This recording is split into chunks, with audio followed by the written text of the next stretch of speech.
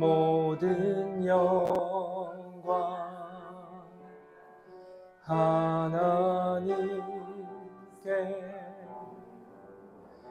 할렐루야 할렐루야 할렐루야 할렐루야 할렐루야 할렐루야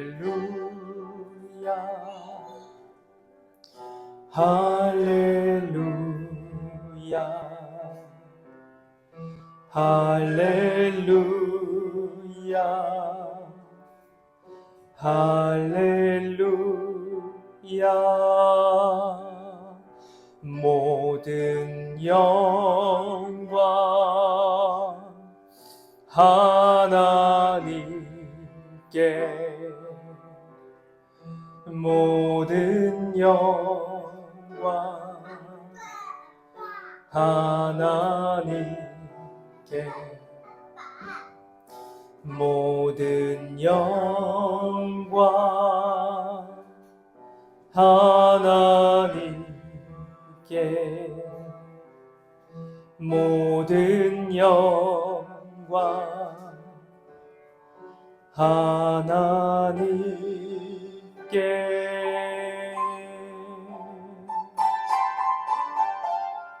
기도하겠습니다.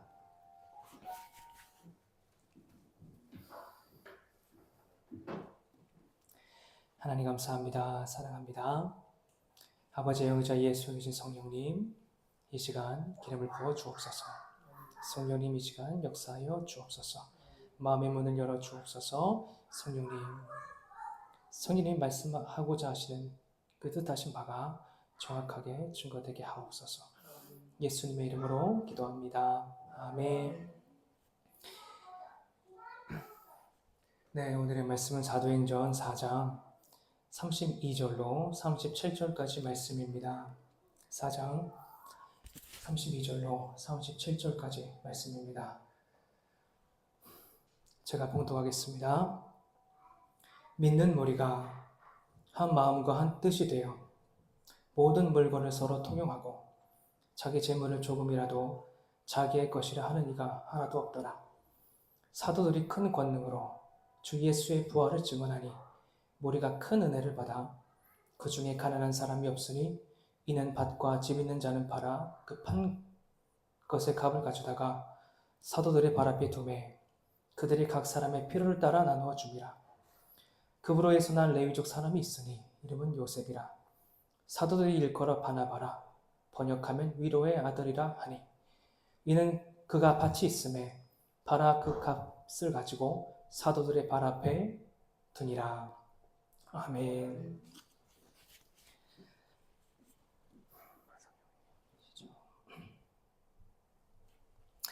할렐루야.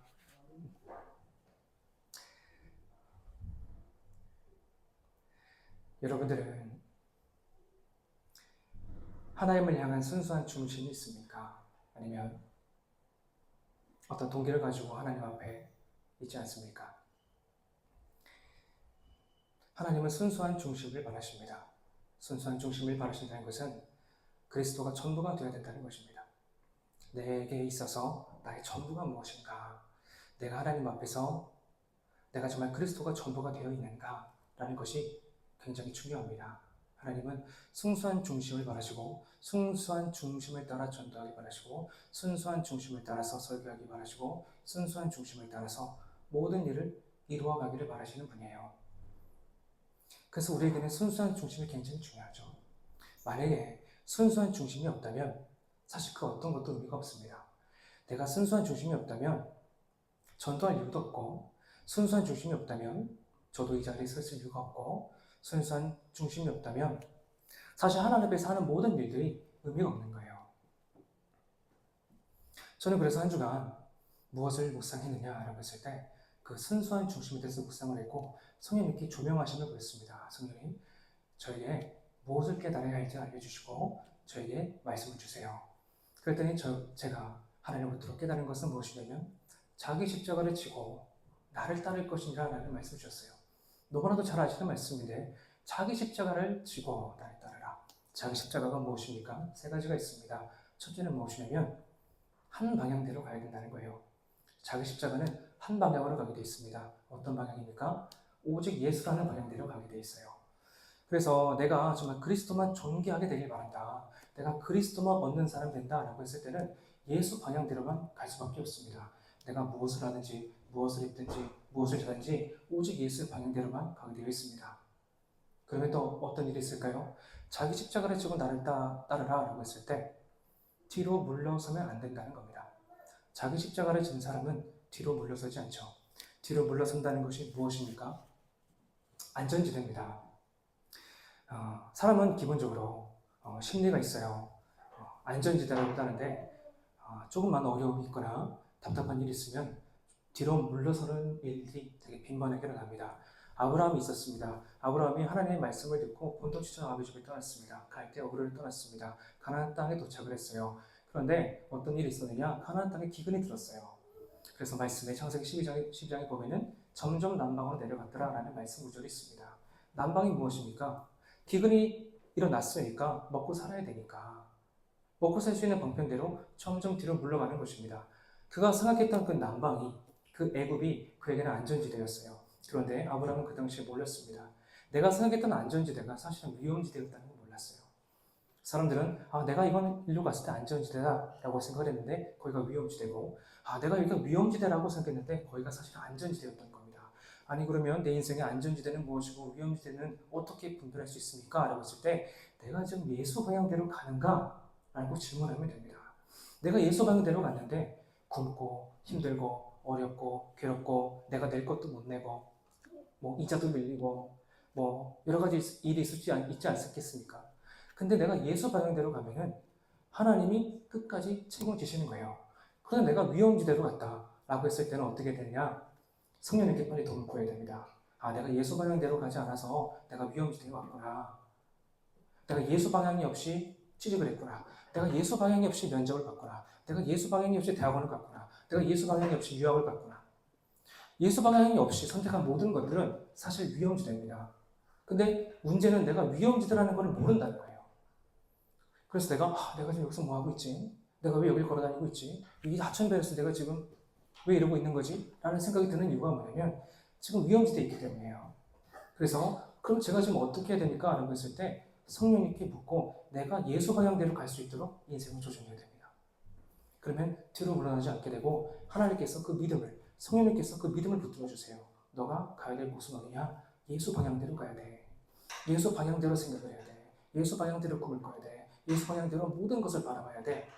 성령님 말씀해 주십니다. 그러면 가끔은 뒤로 물러가고 싶을 때가 있지만 그래도 성령님은 붙들어 주시고 앞으로 갈 수 있도록 도와주시는 아주 은혜가 넘치는 성령님입니다.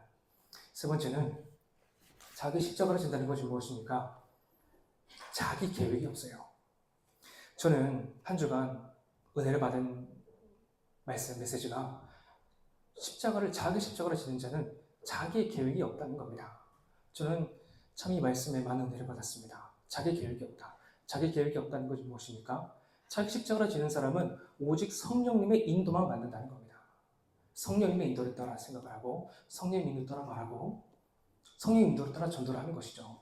나의 계획이 없구나. 더 이상은 내가 내 인생을 계획하는 것이 아니라 하나님이 계획한 인생대로 내가 살아가야 되는구나 라는 것을 더 깊이 깨닫게 된 것이죠. 예수님께서 아버지가 일하시니 나도 일한다 하시네. 그 뜻이 무엇입니까?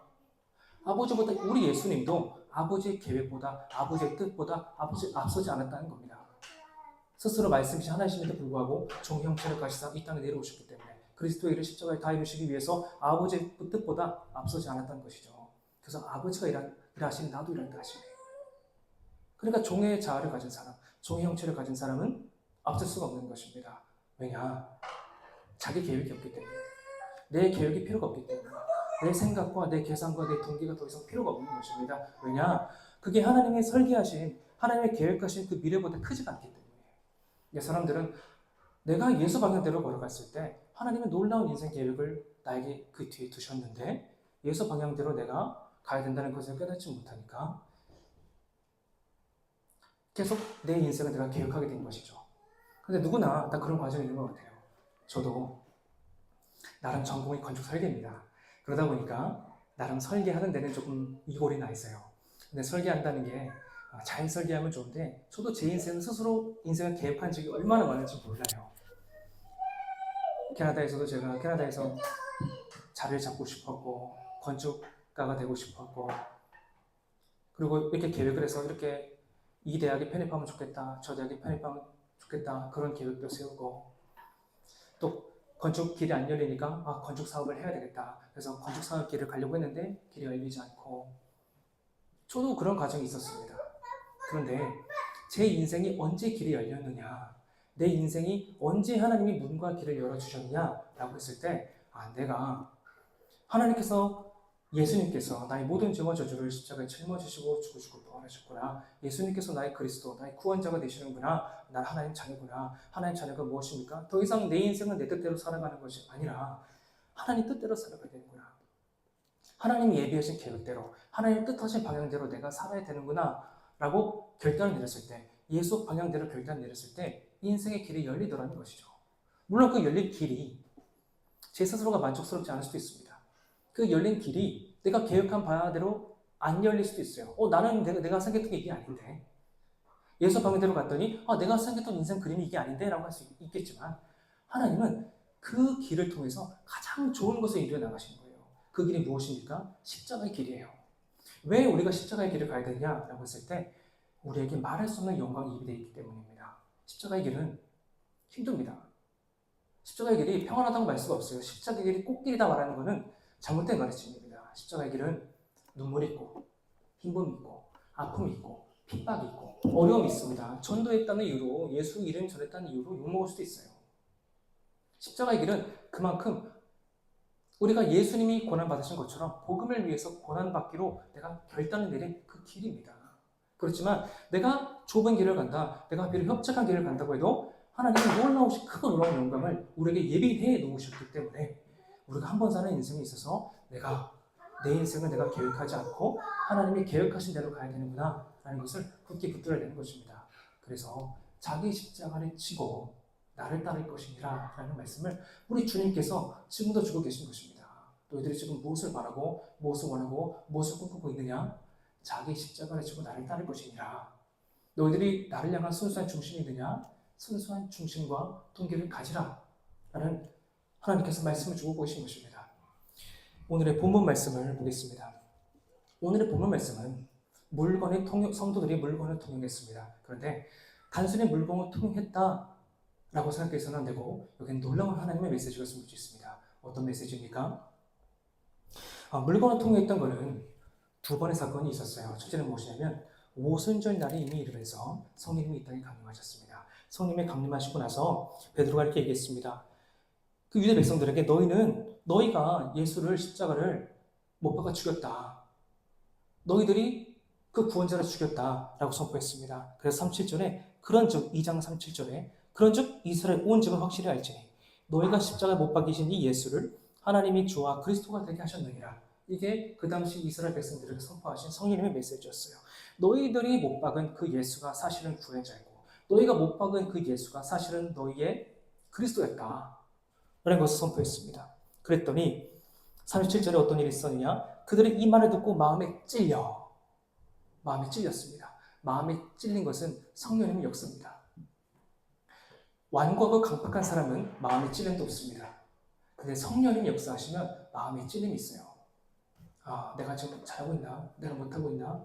내가 성령보다 앞서지 않은가? 여러 가지 찔림이 있습니다. 그것이 바로 성령님의 은혜입니다. 그래서 성령님이 이스라엘 백성들을 마음에 찌르도록 하셨고 베드로와 다른 사도에게 물어 이르되 형제들아 우리가 어찌할꼬? 그랬더니 베드로가 이르되 너희가 회개하여 각각 예수 그리스도 이름으로 세례를 받고 죄 사함을 받으라. 그리하면 성령의 선물을 받으리니. 그래서 이때에 들은 이스라엘 백성들 바라바를 주소서 외쳤던 그 이스라엘 백성들이 베드로의 설교, 성령님의 설교를 듣고 나서 그 찔림을 받고 이제 그 말을 받았습니다. 특별히 41절에 그 말을 받은 사람은 세례를 받으매 이날의 신도의 수가 3,000이나 더하더라. 여기서 특별히 그 말을 받은 사람들은 이라는 말씀이 있어요. 그 말을 받았다. 이 말이 어떤 말입니까? 바로 그 회개의 말이에요. 그 말을 받았다는 것은 거꾸로 생각했을 때 내가 틀렸구나. 내가 예수가 메시아임을 몰랐구나. 예수가 구원자이심을 몰랐구나. 하나님이 예비하신 하나님의 아들이신 내가 몰랐구나. 그 말을 받은 겁니다. 그래서 그 사람들이 이제 사도의 가르침을 받아 서로의 교적을 떡을 떼며 오로지 기도하기 힘씁니다. 그런데 이 사람들, 공동체의 특징이 뭐냐면 사람마다 두려워하는데 라고 되어 있습니다. 거룩한 두려움이 이 공동체에 있었어요. 그래서 이 두려움 가운데서 사도들을 통해서 이적과 기사가 일어나고 그래서 예수를 영접하면서도 마음에 거룩한 두려움이 있었어요. 그래서 그 거룩한 두려움으로 인해서 이제 물건을 통용한 겁니다.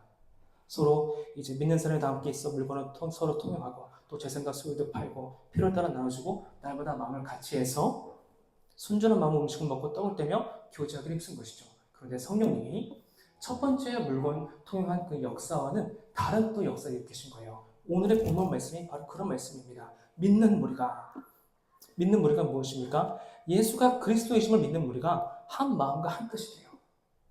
이 사람들은 바라바라 죽으라 했던 사람들, 이스라엘 백성들이 처음에는 그 성령님의 찔리심으로 인해서 그 말을 받아 세례를 받고 하나님 전화되고 공동체 일원이 되었습니다. 그렇지만 이때 공동체는 완전히 다른 공동체가 되었습니다. 어떤 공동체가 되었습니까? 한 마음과 한 뜻이 되었다.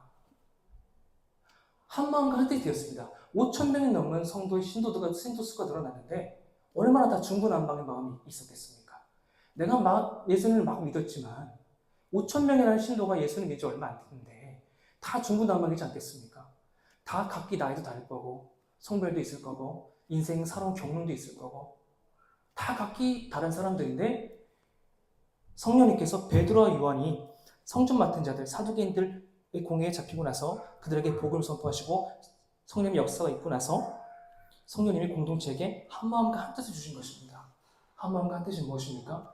너희들이 각각 다른 나라, 다른 민족일지라도 오순절의 역사를 보고 돌아오고 그리고 그 예수를 주라 신하지 못한 사람들이 돌아오고 십자가를 못 박은 사람들이 돌아왔을지라도 이제는 예수 방향대로 가는 한 마음과 한 뜻이 되어야 된다라는 것을 성령이 주고 계신 거예요. 그래서 한 마음과 한 뜻으로 행복한 마음, 기쁨이 가득한 마음으로 물건을 서로 통용하고 그리고 자기 재물을 조금이라도 자기 것이라는 이가 하나도 없더라. 이 말씀에 조금이라도 자기 것이라고 하는 이가 하나도 없더라. 이 말씀이 성도들에게 공동체에 임한 것입니다. 자기 것이라 하는 이가 하나도 없더라.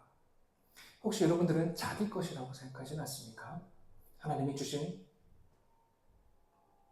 배우자, 하나님이 주신 재능, 하나님이 주신 책, 하나님이 주신 전도, 달란트, 은사 모든 것들이 내 것이라고 생각하지 않습니까? 아닙니다. 자기 것이라고 생각하는 이가 하나도 없더라. 사실은 우리는 다 주님으로부터 빌려온 것이고 우리는 청지기에 불과하고 다 사실은 그 원천적인 것은 주님으로부터 온 것이죠.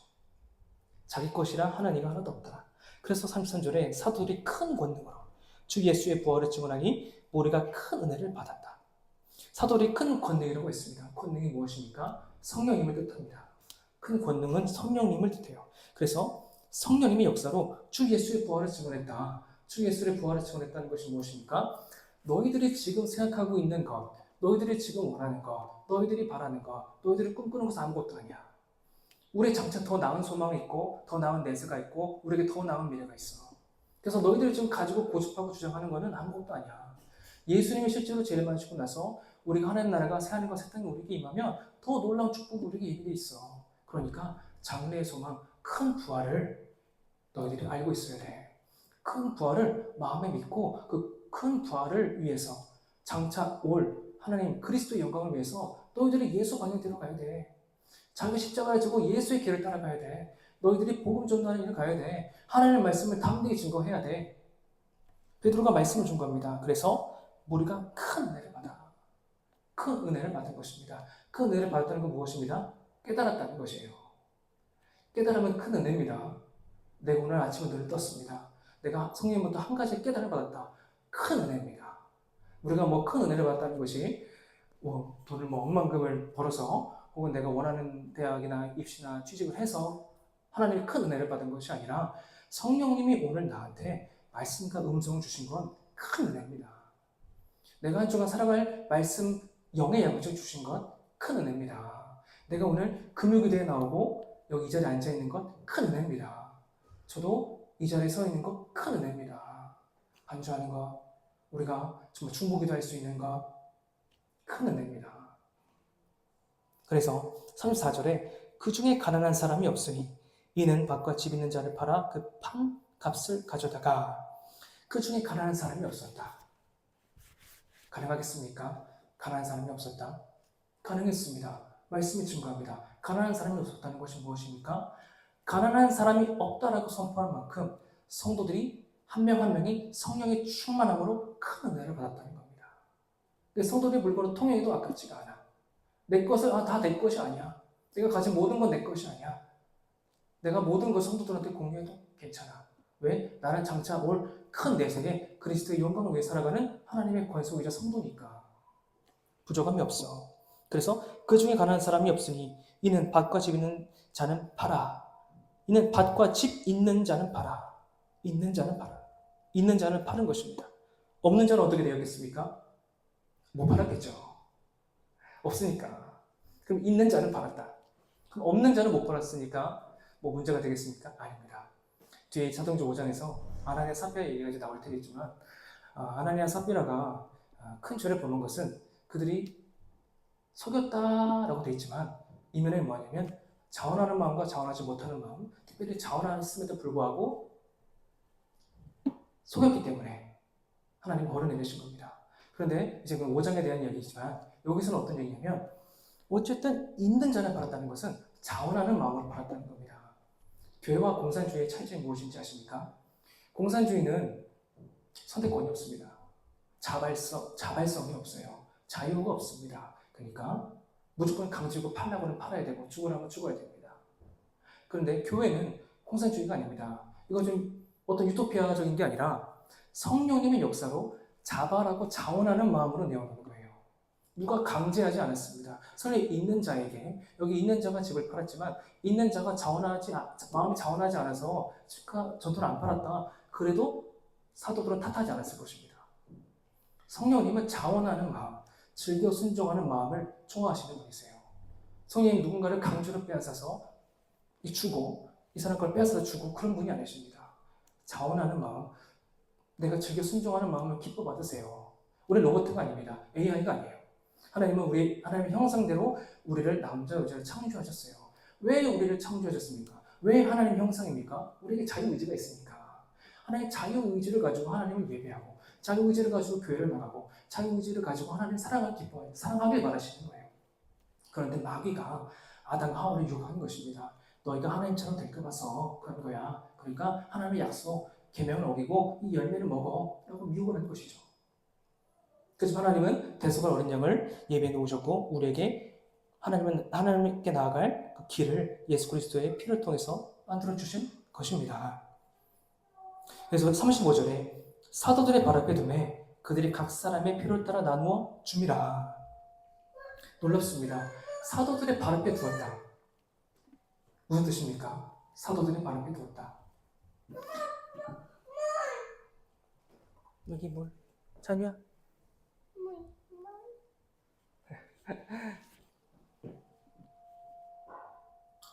사도들의 발 앞에 두었다는 것은 하나님 앞에 두었다는 것입니다. 구약시대에 하나님의 선지자는 무엇을 뜻하느냐라고 했을 때 하나님의 임재를 뜻해요. 그래서 엘리사가 이제 선지생도 함께 이제 한 선지생도가 도끼를 우리를 빠뜨렸어요. 그런데 엘리사가 그때 같이 있었거든요. 그래서 하나님의 사람이 그때 같이 있었어요. 하나님의 사람에게 물어본 겁니다. 어떻게 해야 됩니까? 그랬더니 이제 엘리사가 나뭇가지를 꺾어서 물 위에 던지고 도끼가 떠오르죠. 엘리사와 그 선지생도 사이에는 분명히 제자와 스승의 하나님의 사랑과 성도의 관계가 있을 것입니다. 그 메시지를 두고 하나님 그 선지생들을 위해서 나뭇가지를 꺾어 던졌고 도끼를 오르게 하셨죠. 묘지는 하나님의 사랑은 하나님의 임재를 뜻하다는 것입니다. 구약시대도 그랬어요. 그럼 신약도 다를 것입니까? 아닙니다. 사도들은 하나님이 영이 함께하는 하나님의 종이자 하나님의 세우심을 보내심을 받은 사람입니다. 그러면 사도들이 발 앞에 두었다라고 했을 때는 하나님 앞에 하나님 발 앞에 둔 것이랑 똑같은 거예요. 지금도 우리가 헌금을 합니다. 우리가 헌신을 합니다. 우리가 교회에서 여러 가지 일을 합니다. 근데 우리가 누구 앞에서 합니까? 하나님 앞에서 하는 거예요. 하나님 앞에서 헌신하고, 하나님 앞에서 눈물로 기도하고, 하나님 앞에서 반주하고, 하나님 앞에서 기도에도 헌신하고. 사도들의 발 앞에 둠에 그들이 각 사람의 표를 따라 나누어 줍니다. 36절에 구브레스 날 레이족 사람이 있으니 이름은 요셉이라. 사람들이 일컬어 바나바라. 번역하면 위로의 아들이라 하니 그가 밭이 있음에 팔아 그 값을 가지고 사도들의 발 앞에 두니라. 바나바를 아십니까? 왜 성경은 바나바를 기록했을까요? 사도행전 이전에서는 바나바에 대한 내용이 없습니다. 오순절날에 이미 이르렀고 이제 각각 마음의 찔림을 받아서 이제 그 사도들의 말을 받고 세례를 받아서 이제 교회 공동체가 되었죠. 그때는 바나바에 대한 얘기가 없습니다. 그런데 사전에 와서 바나바를 성경에 기록했어요. 왜 바나바를 성경에 기록했습니까? 위로의 아들이라. 성령님은 이 바나바의 위로를 크게 여기신 겁니다. 실제로 바나바가 똑같이 밭을 팔아서 사도들 발 앞에 하나님 앞에 두었지만 바나바가 한 일은 무엇이냐? 위로의 아들, 위로하는 은사, 위로하는 일을 많이 했던 것입니다. 실제로 사도 바울을 위로했던 사람이 바나바죠. 마가라는 사람도 사실은 바나바가 위로를 많이 했을 것입니다. 바나바도 이제 주의 종으로서 많은 여러 가지 일들, 개인적인 특성상 일이 있을 수 있었겠지만 바나바의 본질이 무엇이냐? 순수한 중심이 있었고 순수한 위로가 있었고 순수한 사랑이 있었다는 것입니다. 바나바도 하나님께 쓰임받은 거룩한 종이었습니다. 그래서 성경은 그 위로의 아들, 그 위로의 은사, 그 위로의 역사를 크게 여기시고 이 성경에 기록해 놓은 것입니다. 그러면은 이것이 이 위로의 아들이 우리에게 어떤 메시지를 주고 있습니까? 라고 했을 때 우리 모두가 성령님을 통해서 위로의 아들, 위로의 딸이 되어야 될 줄 믿습니다. 더 많이 위로하고 더 많이 권면하고 더 많이 사랑하고 하나님이 보실 때 크게 여기는 것이 세상은 크게 여기지 않을 수가 있고 세상이 크게 여기는 것이 하나님 볼 때는 아무것도 아닐 수가 있는 것이죠. 나는 안전지대라고 생각했던 것이 되려 위험지대가 될 수 있고 내가 위험지대에 있다고 생각했던 것이 하나님 보실 때 안전지대가 될 수 있는 것처럼 하나님 보실 때 이 위로의 역사가 정말 교회의 공동체에 가장 필요했기 때문에 이 말씀을 주신 줄 믿습니다. 한 주간 어떻게 살아야 되겠습니까? 또 한 주간 우리 주일 예배를 다가오면서 어떤 마음으로 기도하고 마음을 준비해야 되겠습니까? 성령님은 또 놀라운 말씀을 우리에게 예비해 놓으셨습니다.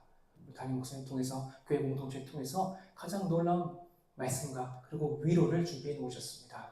그래서 한 주간 살아가면서도 우리가 성령님께 더 귀를 기울이고 내가 자기 십자가를 지고 나를 따를 것이냐 라고 했을 때 우리가 더 예수 방향대로 살아가 될 줄 믿습니다. 예수 방향대로 여러분의 삶을 이끌어 가시고 더 가나안의 믿음으로 세계 선교의 응답을 위해서 달려가는 우리 공동체가 되었을 줄 믿습니다. 기도하겠습니다. 하나님 감사합니다. 사랑합니다. 조금도 부족함이 없습니다. 예수 그리스도 이름으로 기도합니다. 아멘.